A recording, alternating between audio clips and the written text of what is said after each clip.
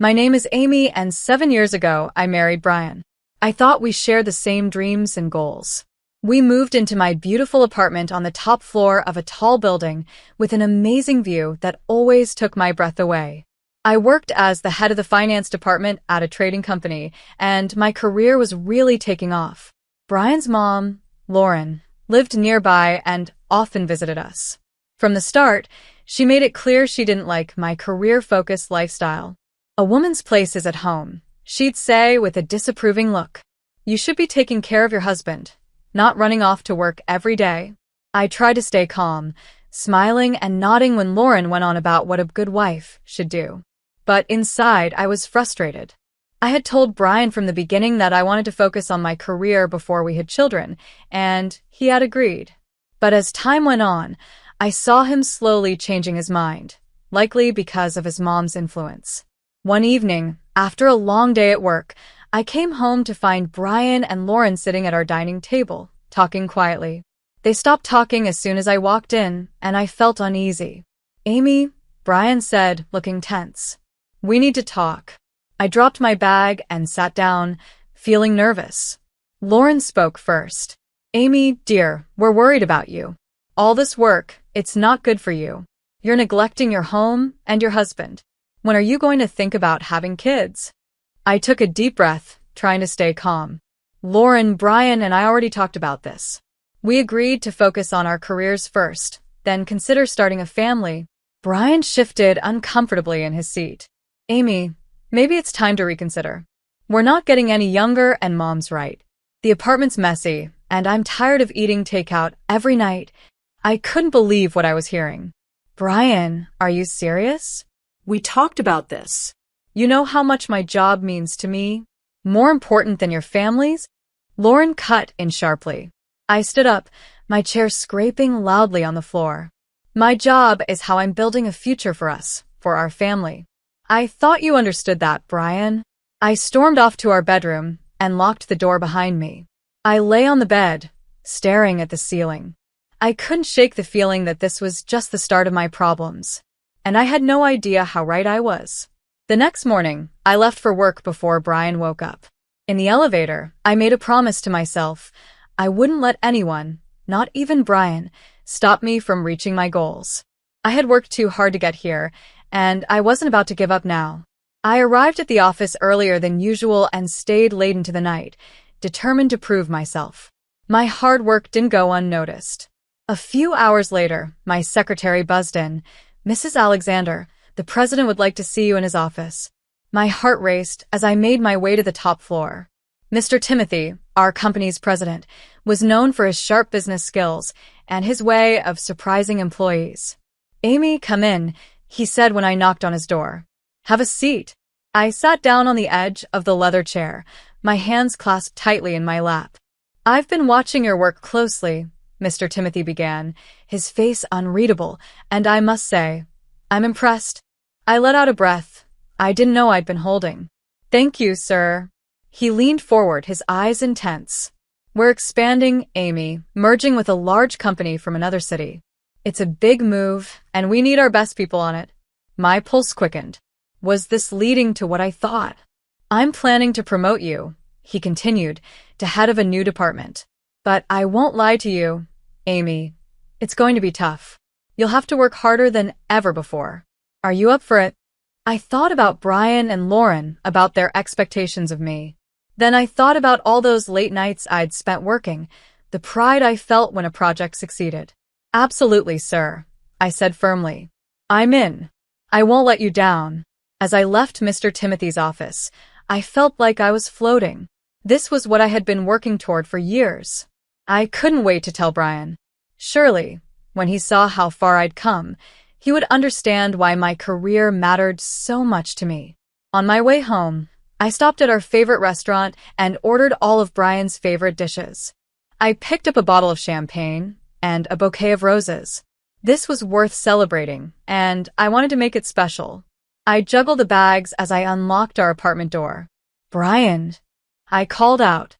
"I'm home, and I've got a surprise," I said, finding Brian in the living room, sprawled on the couch with the TV blaring. He barely looked up as I walked in. Brian, you won't believe what happened today, I said, my excitement overflowing. I'm getting promoted. I'll be the head of a new department. Isn't that amazing? Brian muted the TV and turned to me, but he didn't look happy. So, you'll be working even more now, huh? My smile faded a little. Well, yes, but think about what this means for us. We can finally afford that big house we've talked about, take regular trips, set up our future. Brian stood up quickly. Our future? What future, Amy? You're never home as it is. When was the last time we had dinner together? When did we even have a real conversation? I looked at the bags of food I brought. That's why I brought dinner. I thought we could celebrate.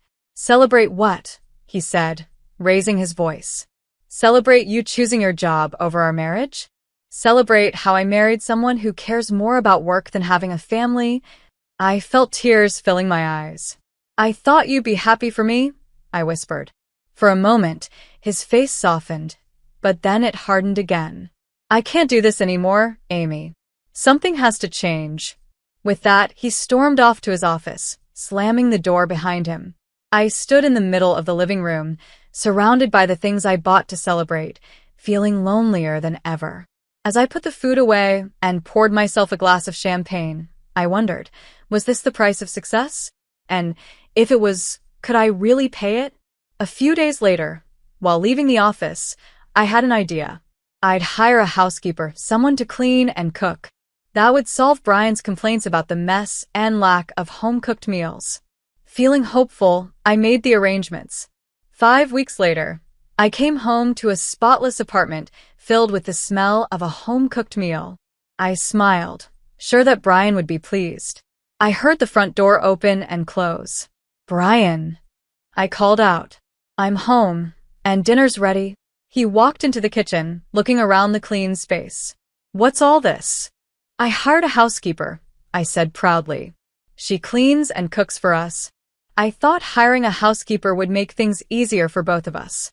But instead of the gratitude I expected, Brian's face darkened. So, this is your solution? Hire someone else to do your job, he asked.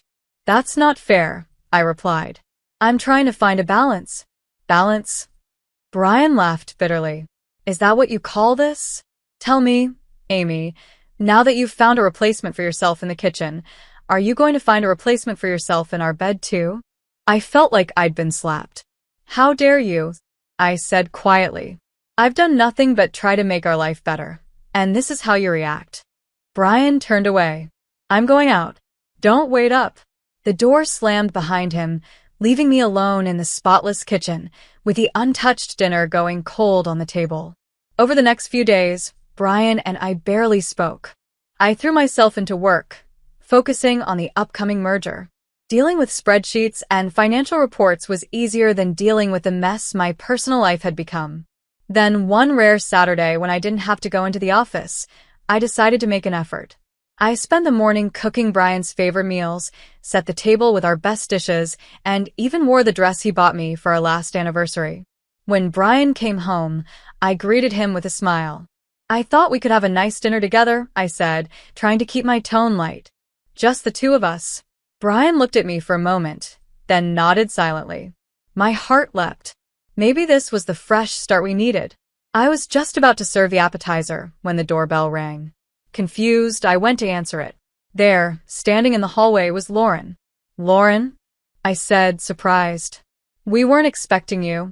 Oh, I was in the neighborhood and thought I'd drop by, she said, pushing past me into the apartment. Brian, darling, there you are.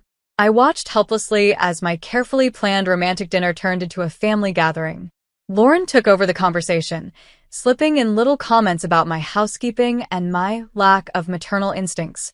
You know, she said, pouring herself more wine, in my day, a woman knew her place was in the home.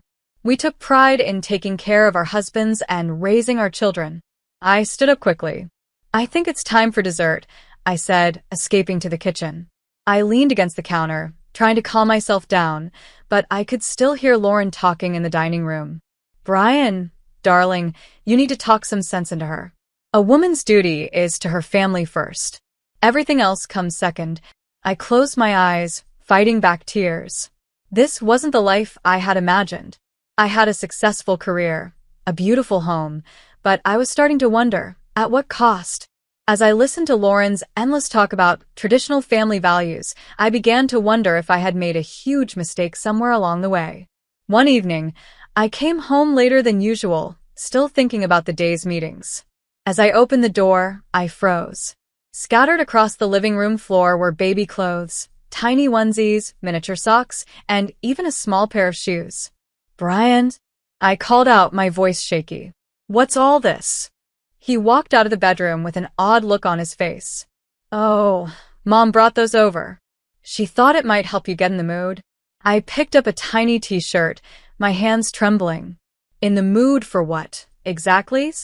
"For starting a family, of course," Brian said, like it was the most natural thing.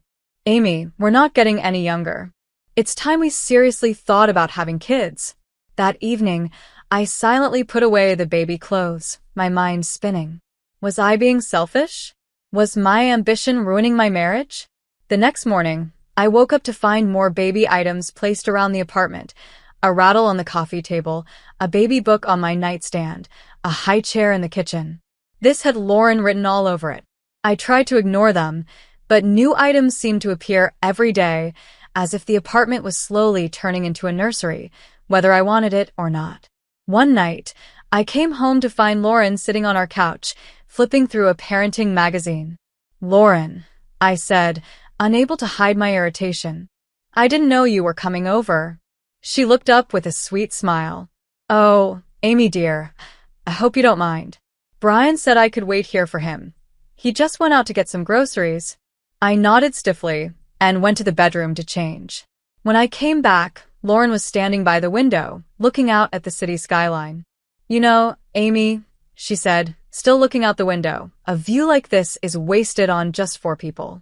Imagine how lovely it would be to have a child toddle up to this window, little hands pressed against the glass, eyes wide with wonder." A headache started to form.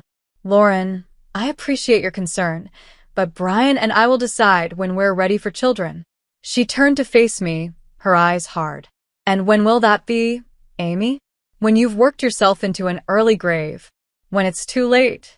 I opened my mouth to respond, but just then, Brian walked in, his arms full of grocery bags. He looked between us, sensing the tension. "Everything okay here?" he asked carefully. Lauren's tone changed instantly.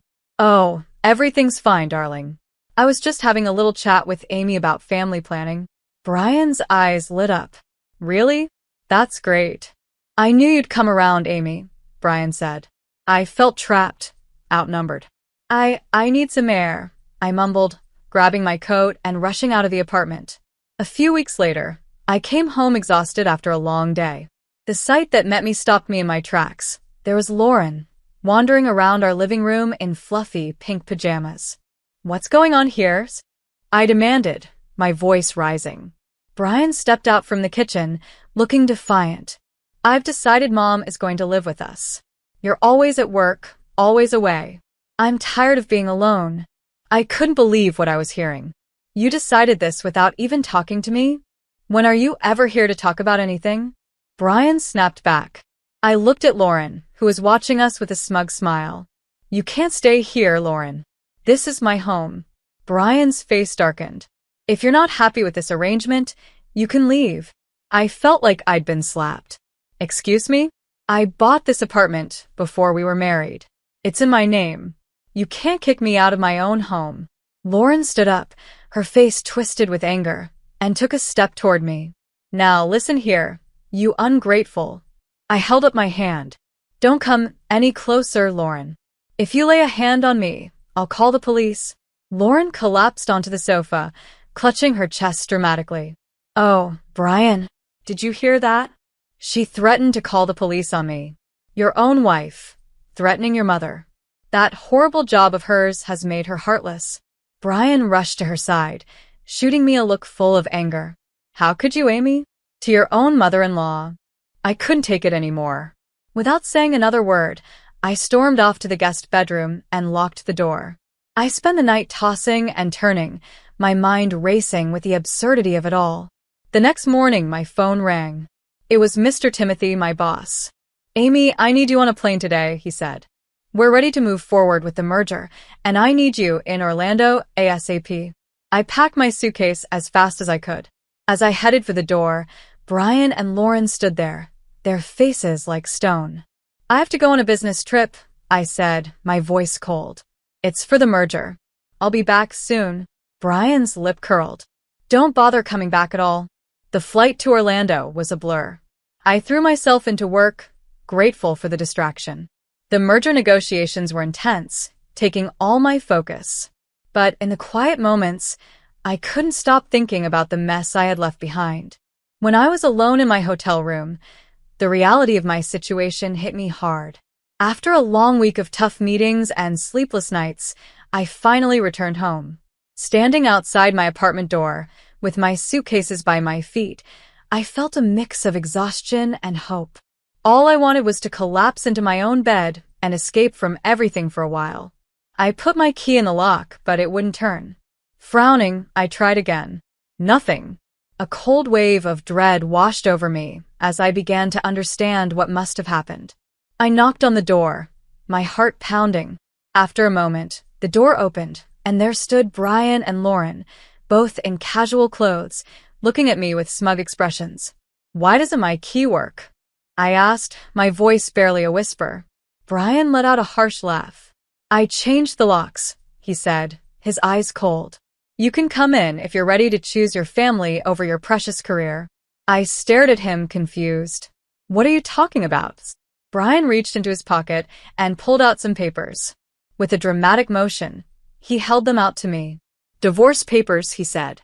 "It's time to choose, Amy, your career or your home. What's it going to be?" I looked at Brian, really looked at him, and in that moment, I realized something huge. I didn't love him anymore. The man I'd married was gone, replaced by this bitter, manipulative stranger. Lauren's shrill voice broke my thoughts. "Well, we're waiting. Make your choice." I took a deep breath, standing tall. "I choose my career," I said, my voice steady. "Because I don't have a family or a husband, not anymore." Brian's face twisted with anger, but he shoved a pen at me. Calmly, I signed the divorce papers right there in the hallway. As soon as I finished, Lauren grabbed my arm and roughly pushed me toward the elevator. "Good riddance," she spat, slamming the door behind me. I stood there, staring at the closed door of what used to be my home. A strange laugh bubbled up inside me, almost hysterical. I had just been thrown out of my own apartment, the one I bought with my own hard-earned money.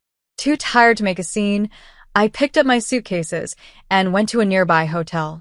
A few hours later, I got a call from my friend Lily, a realtor I had worked with when I bought the apartment. "Amy, honey, how are you doing?" Lily asked, sounding concerned. "I've been better," I replied. I admitted. "Why do you ask, Lily?" Lily hesitated. "I've seen Brian's posts on social media. He's saying some pretty nasty things about you." My stomach dropped. "What kind of things?" "He's calling you a heartless career woman who threw away your family for your job. He says he sacrificed everything for your relationship and that you just used him and then tossed him aside.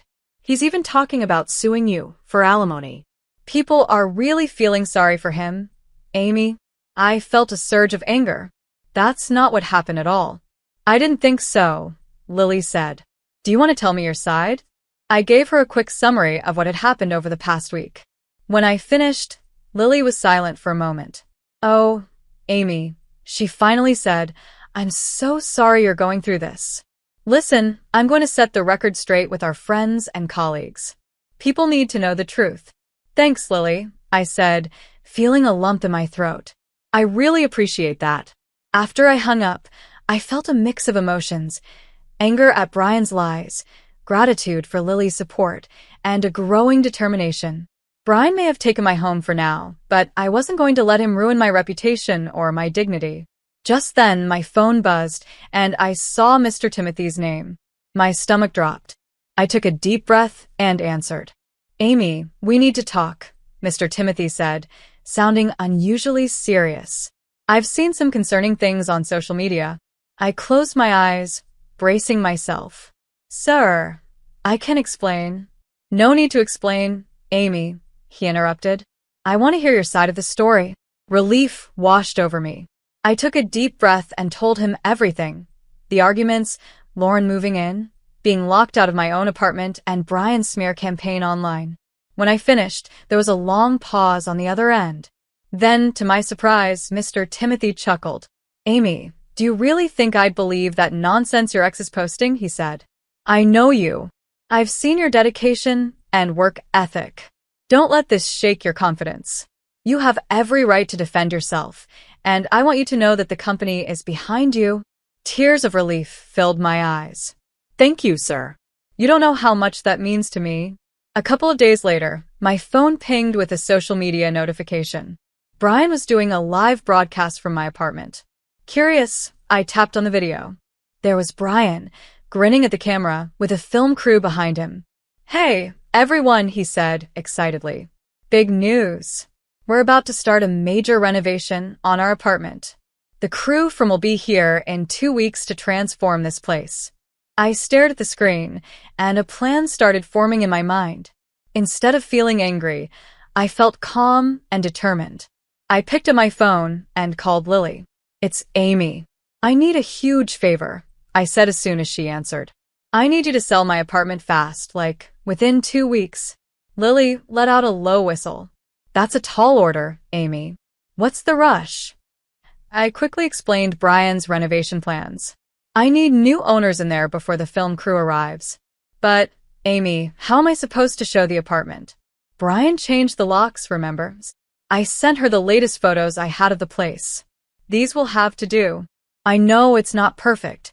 Lily cut me off with a laugh. Oh, honey, don't underestimate me. I have a couple who've been looking for a place just like this in the area. They trust my judgment.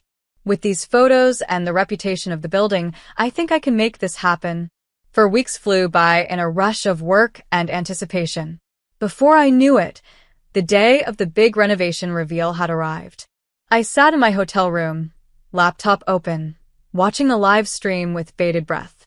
The camera panned across my former apartment, now buzzing with an excited film crew and construction workers. Brian and Lauren stood in the center, smiling proudly. We're so excited to start this renovation, Brian was saying, his arm around Lauren. It's time for a fresh start, a new chapter in our lives. Just as the host was about to signal the start of demolition, there was a commotion off camera. The door burst open, and in walked a smartly dressed couple, followed by a familiar face, Lily. I'm sorry, but you can't renovate this apartment, the man said, holding up a stack of papers. It belongs to us now. The camera swung as confusion spread. Brian's face shifted from shock to anger. What are you talking about? This is my home. Lily stepped forward, her voice calm but firm. Actually, Brian, this apartment belonged to your ex-wife, Amy. She sold it to this lovely couple 4 weeks ago.